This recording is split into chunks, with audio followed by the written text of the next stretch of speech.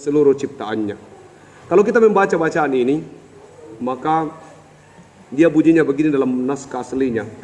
Bereshit bara Elohim we'et weha samayim hayeta topu wapuhu. Masih panjang itu, haruak yedabru dan seterusnya. Itu kami disuruh hafal waktu kami kuliah. Beratus-ratus kali itu disampaikan, tak akan pernah dipahami oleh orang yang tidak bisa berbahasa Ibrani dan tidak mengerti. Ternyata itu adalah pada mulanya adalah firman. Artinya diciptakan dari, dalam bahasa Latin disebut kreasi ob nihilo. Dari tidak ada menjadi ada. Itu disebut sabda. Kalau kira-kira bahasa yang keren sekarang itu sinsalabin. Kira-kira gitu. Nah itu menyaksikan Tuhan Allah dengan seluruh ciptaannya. Ini juga hari ulang tahun PKB yang kelima di tanggal 1 Juni. Dan itu menjadi peristiwa yang luar biasa untuk hari ini. Sekarang membaca Kejadian 1 itu ada 3 kacamata yang harus kita pakai. Pertama, kacamata PKB. Ini 3 saya dulu. Kedua, kacamata PPR. Ketiga, kacamata sekolah minggu. Sekarang kalau saya tanya PKB di ulang tahunnya yang kelima, membaca Kejadian pasal 1 ayat 1 sampai 31 itu, apa yang ada dalam pikiran kita? Atau apa yang paling penting di Kejadian 1 ayat 1 sampai 31? Sebagai PKB, ibu-ibu jangan menjawab dulu. Ya, silakan ibu-ibu berpikir juga, sekolah minggu juga. Nanti kalau tersinggung pemuda dikasih kesempatan juga pemuda kalau anu. Apa yang ada dalam pikiran kita ketika kita membaca sebagai seorang bapak? Ya, 1. Yang lain ya, kemahakuasaan Allah. Siapakah bapak yang lain? Apa yang ada dalam pikiran kita? Dengan kacamata sebagai seorang bapak, apa yang ada dalam pikiran kita ketika baca Kejadian pasal 1 ayat 1 sampai 31 seperti yang kita sudah dengarkan tadi?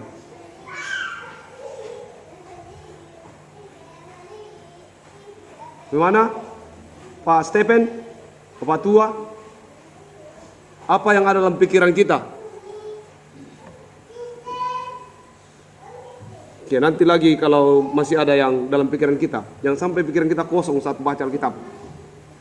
Ibu-ibu, apa yang ada dalam pikiran ibu-ibu waktu baca, mendengar bacaan ini? Tidak ada apa-apa dalam pikiran. Luar biasa berkat Tuhan yang sudah disediakan. Silakan, ibu-ibu masih ada yang lain?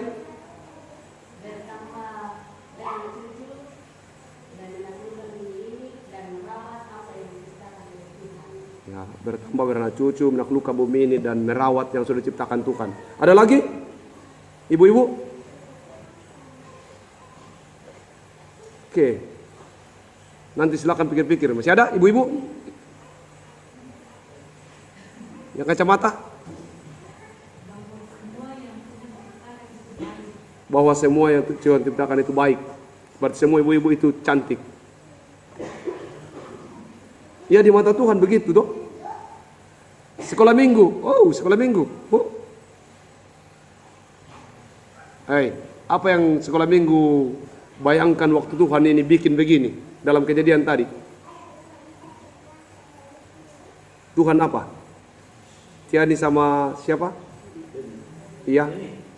Apa yang Tiani dan teman-temannya pikirkan waktu diceritakan tadi, wah Tuhan itu pada mulanya begini-begini, lalu dia bikin begini, bagaimana itu? Tuhan apa?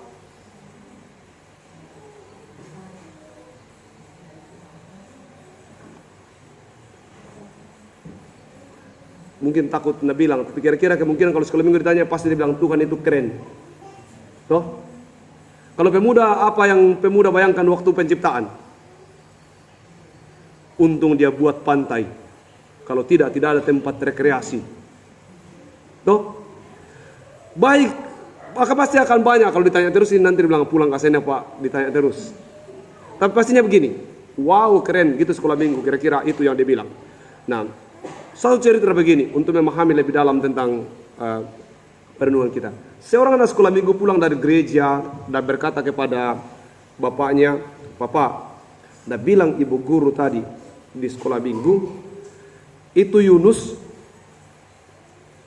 bukannya pakai J ini, Y, itu Yunus, makan katanya ikan. Bagaimana itu Bapak?" Bapaknya juga berpikir keras, bagaimana baru dia bilang begini, "Siapa yang bilang?" Dia bilang ibu guru, tapi dia bilang dari Alkitab. Langsung bapaknya bilang apa? "Kalau Alkitab yang bilang, nak, jangankan Yunus ditelan ikan, Yunus menelan ikan pun ku percaya saya." Kalau dia bilang Alkitab, jangankan Yunus yang ditelan ikan, Yunus yang mutelan ikan pun, kalau dia bilang Alkitab, itu pasti betul.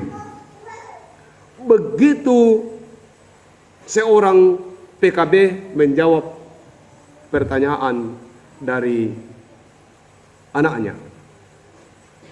Kalau ibu-ibu, kalau datang anak dari sekolah minggu baru bilang, nah cerita tadi ibu guru di sekolah minggu atau kakak layan di sekolah minggu, nah bilang Yohanes memanjat pohon ara. Apa kita mau bilang?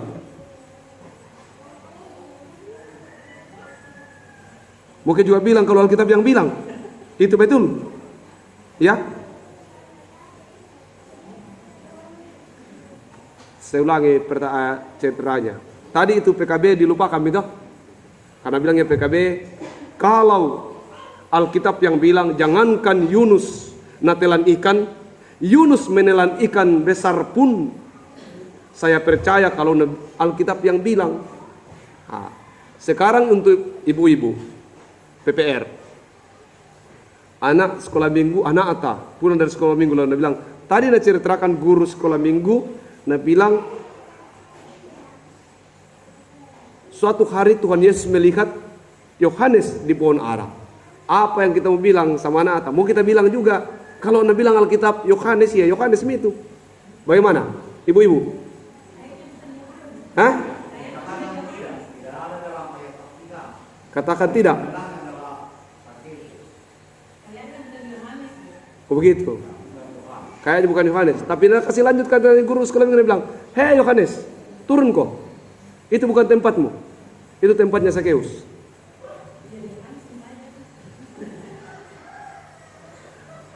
Jadi kemudian apa? Ya, tidak.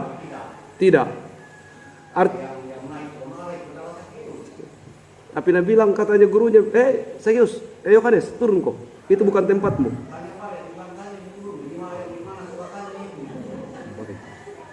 Baik, ini bertanda bahwa mana yang kita mau pentingkan dan bagaimana kita melihat Alkitab itu sendiri dalam karya kemahakaryaan Allah. Kemudian bahwa bisa saja ternyata kita ini disesatkan dan tidak bisa bikin apa-apa ketika kita tidak pernah membaca Alkitab secara baik dan secara runtut. Bagaimana kita mau mengenal kemahakaryaan Allah kalau Alkitab saja kita tidak pernah baca? Tentu hal menjadi hal ya, oh iya betul itu. Kalau sudah Alkitab yang bilang, entah benar atau tidak benar. Karena pengetahuan Alkitab kita sangat rendah. Di ulang tahun PKB yang kelima ini harusnya PKB menjadi tempat jawaban dari seluruh pergumulan anak-anak. Dari seluruh permasalahan dalam kehidupan setiap keluarga. Jangan sampai kita hanya ambil sikap, oh ya sudah, kalau Alkitab sudah bilang begitu, itu begitu. Harusnya bahwa kita menjadi seorang imam yang kemudian mempelajari Alkitab secara baik, lalu kita memberi penjelasan yang tadi. Tidak bisa. Hanya satu-satunya cerita dalam Alkitab, hanya Sakeus yang di pohon ara. Kalau ada orang lain di pohon ara, itu pasti salah. Dan itu pasti tidak benar dan perlu diperbaiki. Tapi jangan sampai kita bilang, iya kalau sudah Nabi bilang Alkitab Yohanes yang di atas, ya Yohanes lah. Kalaupun salah kemudian nanti suruh turun, turun saja. Itu bukan tempatmu. Itu tempatnya Sakeus. Itu. Sungguh bahwa bagaimana kita menyaksikan kemahabesaran Tuhan. Bagaimana kita menyaksikan bahwa Allah itu sungguh akbar, sungguh luar biasa. Tadi saya sudah menyampaikan bahwa ketika dia berkreasi ob nihilo, menciptakan sesuatu dari yang tidak ada menjadi ada. Selalu kita berdebat tentang proses kesembuhan seseorang, datang dari Tuhan atau datang dari mana, datang dari kekuatan siapa, lalu dari doa mana, dan seterusnya. Kalau Tuhan yang berkehendak, proses penyembuhannya tidak seperti yang kita bayangkan. Kalau orang lumpuh itu bukan cuma kuat jalan sambil terpincang-pincang, tapi kalau Yesus yang sembuhkan, pulih, kakinya menjadi sempurna. Jadi dia berjalan tidak lagi terpincang-pincang, tapi dia berjalan benar-benar dengan kaki yang baru. Begitu kan, sempurna namanya. Orang buta begitu matanya dicelikan, bukan masih tertutup sebelah, tapi ketika matanya dicelikan, dia mendapat mata yang baru. Karena itu yang disebut dengan penyembuhan dari kreasi ob nihilo. Bukan diurut lalu kemudian, tapi dia kemudian pulih secara total. Itu yang disebut dengan kreasi ob nihilo, dari yang tidak ada menjadi ada.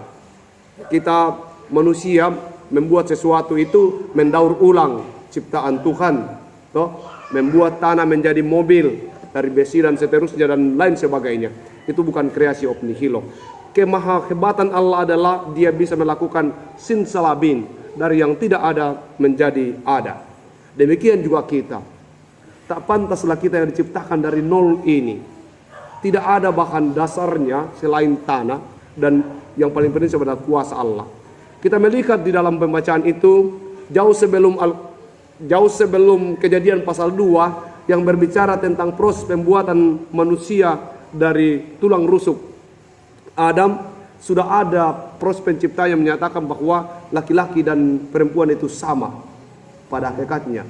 Jauh kemudian baru ada penjelasan yang hendak menyampaikan kepada kita bahwa dia diciptakan dari tubuh yang sama, supaya dia tidak berbuat sewena-wena atas tubuhnya sendiri.